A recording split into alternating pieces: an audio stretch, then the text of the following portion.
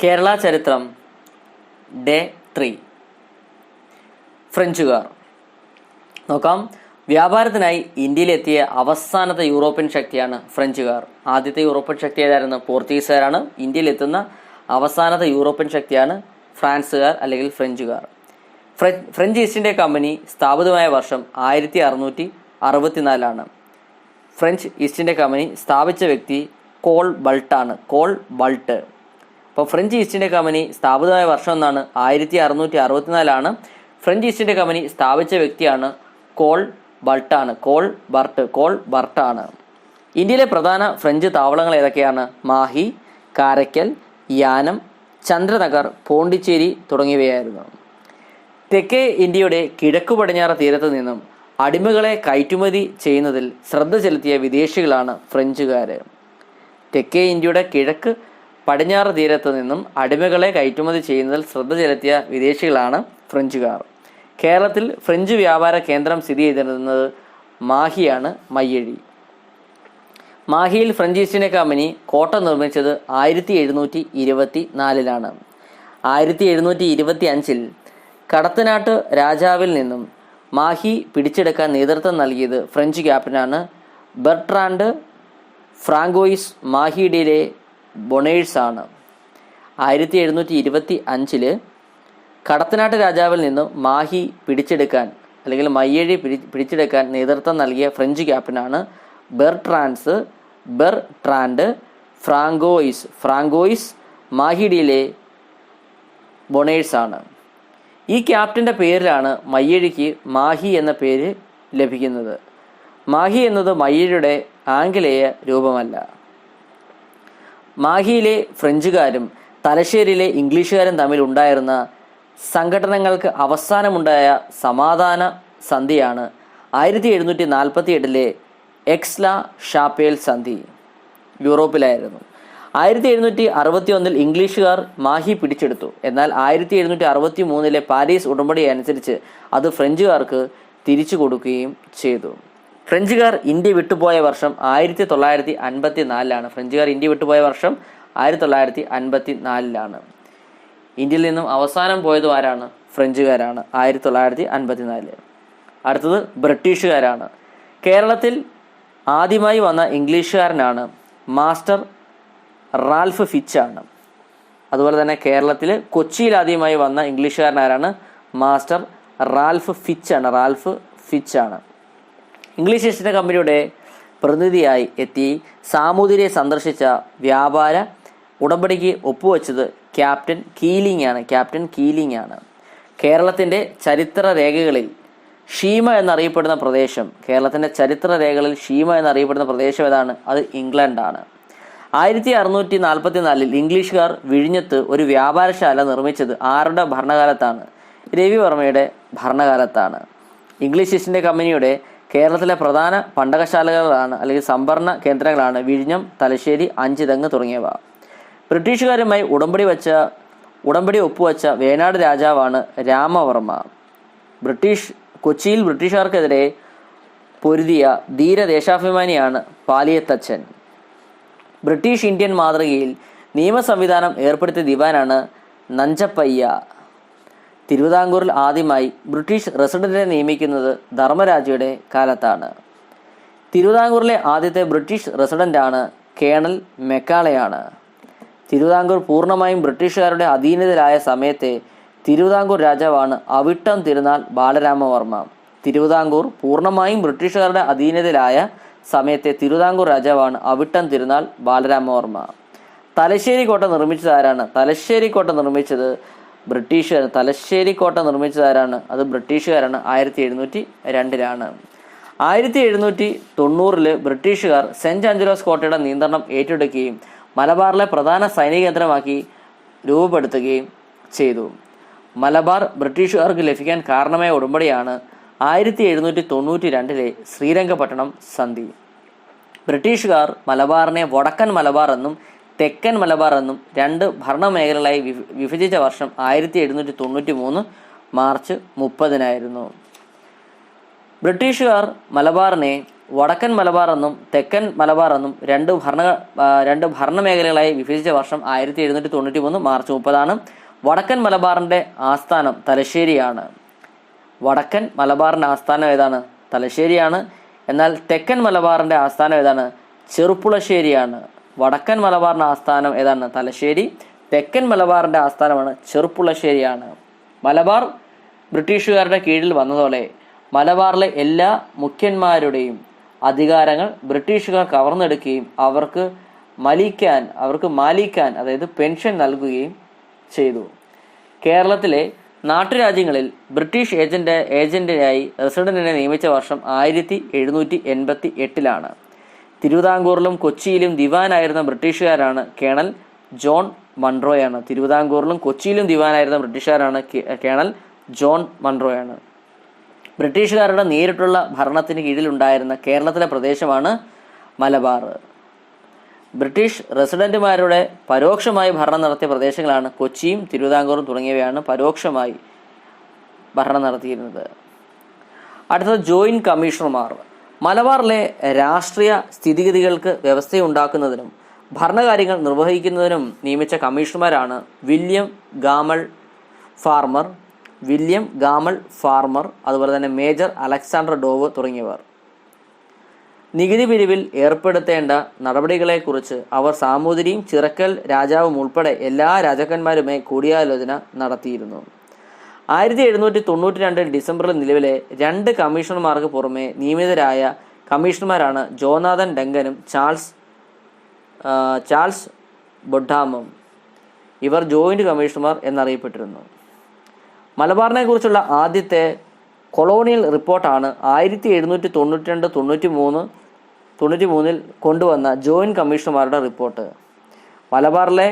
മലബാറിന്റെ ചിത്രം ആദ്യമായി രേഖപ്പെടുത്തിയ കൊളോണിയൽ രേഖയാണ് ജോയിന്റ് കമ്മീഷണർമാരുടെ റിപ്പോർട്ട്. ബ്രിട്ടീഷ് കോളനിവൽക്കരണത്തിന്റെ വളർച്ച നോക്കാം. മലബാർ പ്രദേശം 1792 ശ്രീരംഗപട്ടണം ഉടമ്പടിയായിരുന്നു. ടിപ്പു സുൽത്താനിൽ നിന്നും ബ്രിട്ടീഷുകാർക്ക് മലബാർ ലഭിച്ചു 1792 ശ്രീരംഗം പട്ടണം ഉടമ്പടിയിലൂടെ.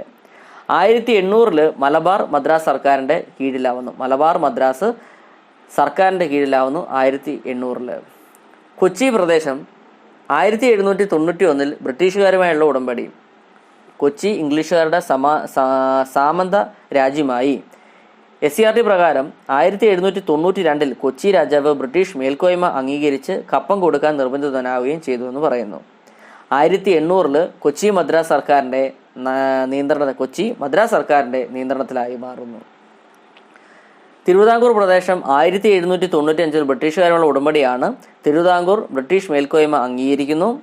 1805 ബ്രിട്ടീഷുകാരുള്ള ഉടമ്പടിയിൽ തിരുവിതാംകൂർ ബ്രിട്ടീഷുകാരുടെ ഒരു സൈനിക സഖ്യ രാജ്യമായി മാറുന്നു. പ്രീവിയസ് ക്വസ്റ്റ്യൻ നോക്കാം. മലബാർ ബ്രിട്ടീഷുകാർക്ക് ലഭിക്കാനിടയായ ഉടമ്പടി ഏതാണ്? മലബാർ ബ്രിട്ടീഷുകാർക്ക് ലഭിക്കാനിടയായ ഉടമ്പടിയാണ് ശ്രീരംഗപട്ടണം ഉടമ്പടി. ശ്രീരംഗപട്ടണം ഉടമ്പടി നടന്ന വർഷം 1792. ടിപ്പു സുൽത്താനിൽ നിന്നും ബ്രിട്ടീഷുകാർക്ക് മലബാർ ലഭിച്ചത് ഏത് ഉടമ്പടി പ്രകാരമാണ്? 1792 ശ്രീരംഗപട്ടണം ഉടമ്പടിയിൽ പ്രകാരമാണ് ടിപ്പു സുൽത്താനിൽ നിന്നും ബ്രിട്ടീഷുകാർക്ക് മലബാർ ലഭിക്കാൻ കാരണമായ ഉടമ്പടി. അടുത്തത് ബ്രിട്ടീഷുകാരുടെ സമ്പദ് വ്യവസ്ഥ നോക്കാം. കേരളത്തിൽ സ്വയം പര്യാപ്തമായിരുന്ന ഗ്രാമീണ സമ്പദ് വ്യവസ്ഥ തകരാനുള്ള കാരണങ്ങൾ നോക്കാം. ബ്രിട്ടീഷുകാർ ഇവിടുത്തെ ഉൽപ്പന്നങ്ങൾ ചുരുങ്ങിയ വിലയ്ക്ക് കൈക്കലാക്കുകയും അവരുടെ നാട്ടിലുണ്ടാക്കുന്ന വ്യാവസായിക ഉൽപ്പന്നങ്ങൾ ഉയർന്ന വിലയ്ക്ക് ഇവിടെ വിറ്റഴിക്കുകയും ചെയ്തതിനാലാണ്. ബ്രിട്ടീഷുകാർ കേരളത്തിൽ നിന്ന് കയറ്റുമതി ചെയ്ത സാധനങ്ങൾ നോക്കാം. നാളികേരം, ശർക്കര, കശുവണ്ടി, കുരുമുളക്, അടയ്ക്ക, ഇരുമ്പയിര് തുടങ്ങിയവയാണ് കേരളത്തിൽ നിന്ന് അവർ കയറ്റുമതി ചെയ്തിരുന്നത്. കേരളത്തിലേക്ക് ഇറക്കുമതി ചെയ്തിരുന്ന സാധനങ്ങളാണ് തുണിത്തരങ്ങൾ, മണ്ണെണ്ണ, പുകയില, പഞ്ചസാര, ലോഹ ഉൽപ്പന്നങ്ങളൊക്കെ അവർ കേരളത്തിലേക്ക് ഇറക്കുമതി ചെയ്തിരുന്നു. വ്യാപാരം സുഗമമാക്കാൻ ബ്രിട്ടീഷുകാർ അവലംബിച്ച മാർഗമാണ് മലബാറിലും കൊച്ചിയിലും തിരുവിതാംകൂറിലും നിലനിന്നിരുന്ന വ്യാപാര നിയമങ്ങൾ ഭേദഗതി ചെയ്യുന്നു. വ്യാപാരം സുഗമമാക്കാൻ ഗതാഗത രംഗത്ത് അവലംബിച്ച വികസന പ്രവർത്തനങ്ങളാണ് റോഡ്, പാലം, റെയിൽവേ പാളം എന്നിവ നിർമ്മിച്ചു. ബ്രിട്ടീഷുകാർ റോഡ്, പാലം, റെയിൽവേ പാലം എന്നിവ നിർമ്മിക്കുന്നു. കേരളത്തിലെ ആദ്യത്തെ റെയിൽവേ പാത നിർമ്മിച്ചത് ആരാണ്? കേരളത്തിലെ ആദ്യത്തെ റെയിൽവേ പാത നിർമ്മിച്ചതാരാണ്? ബ്രിട്ടീഷുകാരാണ്. ബേപ്പൂർ മുതൽ തിരൂർ വരെ നീണ്ടുകിടക്കുന്ന റെയിൽവേ പാത നിർമ്മിച്ചത് 1861. ബേപ്പൂർ മുതൽ തിരൂർ വരെ നീണ്ടുകിടക്കുന്ന റെയിൽവേ പാത നിർമ്മിക്കുന്നു 1861. ചരക്ക് ഗതാഗതം സുഗമമാക്കാൻ തുറമുഖങ്ങൾ വികസിപ്പിച്ച പ്രദേശങ്ങളാണ് കൊച്ചി, കോഴിക്കോട്, ആലപ്പുഴ തുടങ്ങിയവയാണ്. അടുത്ത കാർഷിക മേഖല അതുപോലെ വ്യവസായ മേഖല എങ്ങനെയാണെന്ന് നോക്കാം. ബ്രിട്ടീഷുകാർ പ്രോത്സാഹിപ്പിച്ച കൃഷിരീതിയാണ് കമ്പോളത്തെ ലക്ഷ്യമാക്കിയിട്ടുള്ള കൃഷിരീതി. നെല്ലിന് പകരമായി വൻതോതിൽ കൃഷി ചെയ്ത വിളയാണ് തെങ്ങ്. കേരളത്തിൽ ഭക്ഷ്യക്ഷാമം പടർന്നു പിടിക്കാൻ കാരണം നെല്ലിൻ്റെ ഉൽപ്പാദനം കുറഞ്ഞതായിരുന്നു. ഭക്ഷ്യക്ഷാമം പരിഹരിക്കാൻ കേരളത്തിൽ വ്യാപകമായി കൃഷി ചെയ്തതാണ് മരച്ചീനി. മലയോര പ്രദേശങ്ങളിൽ വൻതോതിൽ തോട്ടങ്ങളായി കൃഷി ചെയ്ത വാണിജ്യ വിളകളാണ് കാപ്പി, തേയില, ഏലം, റബ്ബർ തുടങ്ങിയവയായിരുന്നു. വ്യാപാര ആവശ്യത്തിനുള്ള തേക്കുമരങ്ങൾ വച്ചുപിടിപ്പിക്കാൻ ഈസ്റ്റ് ഇന്ത്യ കമ്പനി ചുമതലപ്പെടുത്തിയത് കളക്ടറായ ഹെൻറി വാലന്റൈൻ കൊനോലിയായിരുന്നു. നിലമ്പൂരിൽ തേക്ക് വച്ചുപിടിപ്പിച്ച 1500 ഏക്കർ അറിയപ്പെട്ടത് കൊനോലി പ്ലോട്ട് എന്നായിരുന്നു. നിലമ്പൂരിൽ തേക്ക് വെച്ച് പിടിപ്പിച്ച 1500 ഏക്കർ അറിയപ്പെടുന്ന എന്താണ്? കൊനോലി പ്ലോട്ട് എന്നായിരുന്നു. തോട്ട വ്യവസായം ആരംഭിച്ച പ്രദേശങ്ങളാണ് വയനാട്, ഇടുക്കിയായിരുന്നു. മലബാറിനെ അപേക്ഷിച്ച് തോട്ട വ്യവസായങ്ങൾ കൂടുതലായി വികസിച്ച പ്രദേശമാണ് തിരുവിതാംകൂർ. കേരളത്തിലെ പ്രധാനപ്പെട്ട തോട്ട വ്യവസായ മേഖലകളാണ് Murdoch brown, Kannan Devan company, Malayalam plantations തുടങ്ങിയവയാണ്. കേരളത്തിലെ പരമ്പരാഗത വ്യവസായങ്ങളാണ് നാളികേരം, കയറ്, കശുവണ്ടി, കൈത്തറി, ബീഡി തുടങ്ങിയവയാണ്. വെളിച്ചെണ്ണ വ്യവസായത്തിലെ പ്രധാന കേന്ദ്രം ഏതായിരുന്നു? ആലപ്പുഴയായിരുന്നു. ആലപ്പുഴയിൽ കയർ ഫാക്ടറി സ്ഥാപിച്ചവരാണ് ജെയിംസ് ഡാറയാണ്. ആലപ്പുഴയിൽ കയർ ഫാക്ടറി സ്ഥാപിച്ചവരാണ് ജെയിംസ് ഡാറയാണ് 1859. കശുവണ്ടി പരിപ്പ് കയറ്റുമതി ചെയ്യുന്ന ഫാക്ടറികൾ വളർന്നു വന്ന പ്രദേശമാണ് കൊല്ലം ജില്ലയാണ്. ഓട്ട് കമ്പനികൾ പ്രവർത്തനം തുടങ്ങിയ പ്രദേശങ്ങളാണ് ഫറോക്ക്, കൊല്ലം, ഒല്ലൂർ തുടങ്ങിയവയായിരുന്നു. കൈത്തറി നിർമ്മാണശാലകൾ ആരംഭിച്ച പ്രദേശം കണ്ണൂരും കോഴിക്കോടുമാണ് കൈത്തറി നിർമ്മാണശാലകൾ ആരംഭിച്ചത്. ബീഡി തെറുക്കുന്ന കമ്പനികൾ പ്രവർത്തനം ആരംഭിച്ച കാലഘട്ടമാണ് 20-ാം നൂറ്റാണ്ട്. 20-ാം നൂറ്റാണ്ടിൽ കേരളത്തിൽ സ്ഥാപിക്കപ്പെട്ട വ്യവസായശാലകളാണ് റബ്ബർ വർക്ക്സ് തിരുവനന്തപുരത്താണ്, പുനലൂർ പേപ്പർ മില്ല് അത് കൊല്ലത്താണ്, അതുപോലെ കുണ്ട്ര സെറാമിക്സ് അത് കൊല്ലത്താണ്, ഫാക്ട് സ്ഥാപിതമായത് എറണാകുളം കളമശ്ശേരിയിലാണ്, ടാറ്റ ഓയിൽ മിൽസ് കൊച്ചിയിലാണ്, അതുപോലെ തന്നെ അളഗപ്പ തുണി മില്ല് സ്ഥാപിതമായത് കൊച്ചിയിലാണ്. ഇതെല്ലാം 20-ാം നൂറ്റാണ്ടിൽ കേരളത്തിൽ സ്ഥാപിക്കപ്പെട്ട വ്യവസായശാലകളാണ്. ബീഡി വ്യവസായത്തിൽ കേന്ദ്രമായി വളർന്നു വന്ന ജില്ലയാണ് കണ്ണൂർ ജില്ലയാണ്. കേരളത്തിൽ ആദ്യമായി രൂപം കൊണ്ട സ്വകാര്യ ബാങ്കാണ് നെടുങ്ങാടി ബാങ്ക്. കേരളത്തിൽ നിലവിൽ വന്ന മറ്റ് സ്വകാര്യ ബാങ്കുകളാണ് Imperial Bank, Indian National Bank, Chartered Bank തുടങ്ങിയവയാണ്. ബ്രിട്ടീഷുകാരുടെ സംഭാവനകൾ എന്തെല്ലാമാണ് നോക്കാം. സാംസ്കാരിക മേഖലയിൽ മലയാളത്തിൽ വ്യാകരണ ഗ്രന്ഥങ്ങളും നിഘണ്ടുവും തയ്യാറാക്കുന്നതിന് കൂടുതൽ താല്പര്യം പ്രകടിപ്പിച്ചത് ജെസ്യൂട്ട് മിഷണറിമാരായിരുന്നു. മലയാളത്തിലെ ആദ്യത്തെ വ്യാകരണ ഗ്രന്ഥം തയ്യാറാക്കിയത് ആഞ്ചലോസ് ഫ്രാൻസിസ് ആയിരുന്നു. മലയാളത്തിലെ ആദ്യത്തെ ആധികാരിക വ്യാകരണ ഗ്രന്ഥം തയ്യാറാക്കിയത് ഹെർമൻ ഗുണ്ടാർട്ട് ആയിരുന്നു. മലയാളത്തിലെ ആദ്യത്തെ നിഘണ്ടു രൂപപ്പെടുത്തിയത് അർണോസ് പാതിരിയാണ്. മലയാളത്തിലെ ആദ്യത്തെ നിഘണ്ടു രൂപം നൽകിയത് അർണോസ് പാതിരിയാണ്. ഇംഗ്ലീഷ് മലയാളം നിഘണ്ടു തയ്യാറാക്കിയത് ബെഞ്ചമിൻ ബെയ്ലിയാണ്. ഇംഗ്ലീഷ് മലയാളം നിഘണ്ടു തയ്യാറാക്കിയത് ബെഞ്ചമിൻ ബെയ്ലിയാണ്. മലയാളം ഇംഗ്ലീഷ് നിഘണ്ടു തയ്യാറാക്കിയത് ഡോക്ടർ ഹെർമൻ ഗുണ്ടാർട്ടാണ്.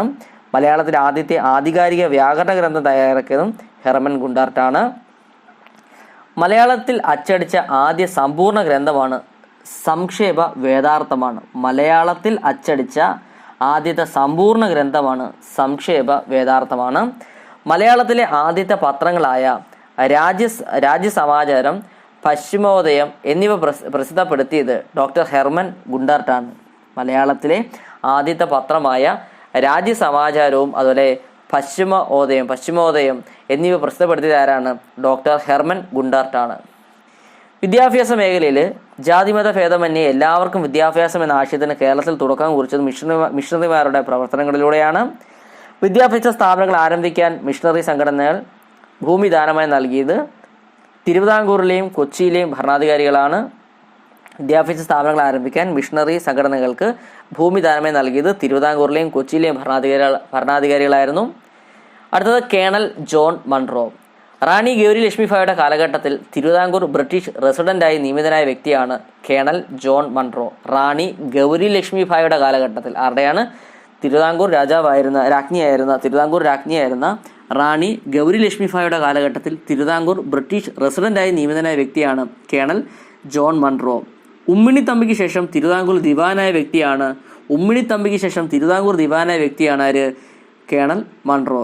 തിരുവിതാംകൂറിലെ ആദ്യത്തെ യൂറോപ്യൻ ദിവാനാണ് colonel John Munro.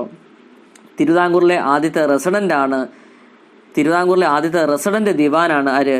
Colonel Munro. കൊച്ചിയിലെ ആദ്യത്തെ ദിവാനാണ് ആര്? Colonel Munro. കൊച്ചി ഭരണം ആധുനിക രീതിയിൽ ഉടച്ചു വാർത്ത ബ്രിട്ടീഷ് റെസിഡന്റാണ് കേണൽ മൺറോ. തിരുവിതാംകൂറിലും കൊച്ചിയിലും ദിവാനായിരുന്ന ബ്രിട്ടീഷുകാരനാണ് ആര്? Colonel Munro. സർക്കാർ നിലവാരത്തിലുള്ള എല്ലാ എഴുത്തുകളും ദിവാന്റെ അറിവോടും കയ്യൊപ്പോടും കൂടി നടത്തണമെന്ന് നിഷ്കർഷിച്ചതാരാണ്? കേണൽ മൺറോയാണ്. ഓരോ ഭൂ ഉടമയ്ക്കും കൈവശമുള്ള ഭൂമിയുടെ വിസ്തീർണം, ഇനം, നികുതി മുതലായവ നിശ്ചയിച്ചുകൊണ്ട് പട്ടയം കൊടുത്തതാരാണ്? കേണൽ മൺറോയാണ്. കരക്കുടിശ്ശിക കൃത്യമായി പിരിച്ചെടുക്കുകയും പൊതുമുതൽ അപഹരിക്കുന്നത് തടയാൻ കർശനമായ ചട്ടങ്ങൾ ഏർപ്പെടുത്തുകയും ചെയ്തതാരാണ്? കേണൽ മൺറോയായിരുന്നു. കാര്യക്ഷമമായി പ്രവർത്തിക്കുന്ന ഓഡിറ്റ് അക്കൗണ്ട് സമ്പ്രദായവും അദ്ദേഹം നടപ്പിലാക്കി. ജനങ്ങൾക്ക് ദുർവഹമായിരുന്ന ചില നികുതികൾ അദ്ദേഹം നീക്കം ചെയ്തു. അതുപോലെ തന്നെ കാര്യക്കാർ എന്ന ഉദ്യോഗപ്പേര് ബ്രിട്ടീഷ് ഇന്ത്യയിലെ പോലെ തഹസിൽദാർ എന്ന് മാറ്റിയത് കേണൽ മൺറോയാണ്. കാര്യക്കാർ എന്ന ഉദ്യോഗപ്പേര് ബ്രിട്ടീഷ് ഇന്ത്യയിലെ പോലെ തഹസിൽദാർ എന്ന് മാറ്റിയതാരാണ്? കേണൽ മൺറോയാണ്. സൈനികവും നീതിന്യായപരവുമായ അധികാരങ്ങൾ ഒഴിവാക്കി നികുതി പിരിക്കുന്ന ചുമതല മാത്രം തഹസിൽദാർക്ക് നൽകി. ക്രിസ്തുമതം സ്വീകരിച്ച സ്ത്രീകൾക്ക് ബ്ലൗസ് ധരിക്കാൻ അനുവാദം നൽകിയ തിരുവിതാംകൂർ ദിവാനാണ് കേണൽ മൺറോ. ക്രിസ്തുമതം സ്വീകരിച്ച സ്ത്രീകൾക്ക് ബ്ലൗസ് ധരിക്കാൻ അനുവാദം നൽകിയ തിരുവിതാംകൂർ ദിവാനാണ് കേണൽ മൺറോ. കേരളത്തിലെ വിദ്യാഭ്യാസ പ്രവർത്തനങ്ങളിൽ നേതൃത്വപരമായ പങ്കുവഹിച്ച മിഷണറിമാരൊക്കെ ആരൊക്കെയാണെന്ന് നോക്കാം. വരാപ്പുഴ ആർച്ച് ബിഷപ്പായി സേവനം അനുഷ്ഠിച്ച ഡോക്ടർ ബെർഡീൻ ബെച്ചിനെലി, അതുപോലെ റവറൻഡ് മീഡ്, റവറൻഡ് ഡൗസൺ, അതുപോലെ റവറൻഡ് ഹബീക്ക് തുടങ്ങിയവരാണ്. കേരളത്തിലെ വിദ്യാഭ്യാസ പ്രവർത്തനത്തിന് നേതൃത്വം നൽകി ലണ്ടൻ മിഷണറി സംഘത്തിലെ പ്രധാനിയാണ് റവറൻഡ് മീഡ്. കേരളത്തിലെ വിദ്യാഭ്യാസ പ്രവർത്തനത്തിന് നേതൃത്വം നൽകി ലണ്ടൻ മിഷണറി സംഘത്തിലെ പ്രധാനിയാണ് റവറൻഡ് മീഡ്. CMSന്റെ നേതൃത്വത്തിൽ കോട്ടയത്ത് ഒരു കോളേജും സെമിനാരിയും സ്ഥാപിതമായി. കോട്ടയത്ത് ഒരു കോളേജും അതുപോലെ തന്നെ CMSന്റെ നേതൃത്വത്തിൽ ഒരു സെമിനാരിയും സ്ഥാപിതമാവുന്നു. 1818 മട്ടാഞ്ചേരിയിൽ ഒരു വിദ്യാലയം സ്ഥാപിക്കാൻ നേതൃത്വം നൽകിയത് ഡൗസൺ ആയിരുന്നു.